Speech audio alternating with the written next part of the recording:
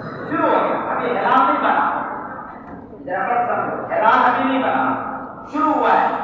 अब समझे, ये चांद चलता हुआ यहाँ आ जाए, ये सूरज की रोशनी यहाँ पड़े, अब यहाँ से आप देखेंगे कि आपको ये हिलाल नजर आए, ये आपका हिलाल है, समझिए। न्यू मून से 22 घंटे के बाद नजर आता है, या 18 घंटे मैंने लिखा है सैटेलाइट वाला, 22 घंटे के बाद न्यू मून से 22 घंटे के बाद हिलाल बनता है, या चांद आपको नजर आता है। 10 डिग्री हो तो चांद नजर आता है, ये हमेशा बोलता हूँ, याद है ना आपको?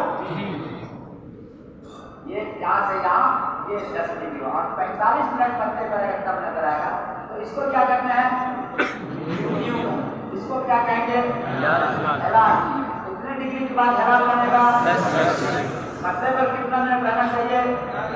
45। और उम्र कितनी होनी चाहिए? 22। समझ गए? अब दूसरा निकाला देखो, जो 24 साल का वो है, दूसरा भी निकाले थे और आगे है ना, सूरत मून, सूरत मून, हाँ ये निकालिए सूरत मून, है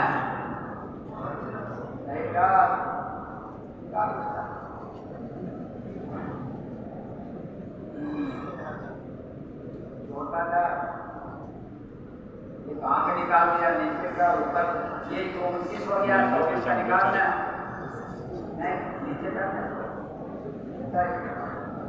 ऊपर कर दिया तुमने, नीचे का 24 पर जाओ, 24 का ये देखो 29 है, आपको 24 पर जाना, ऊपर 24 है, और नीचे, और नीचे, हाँ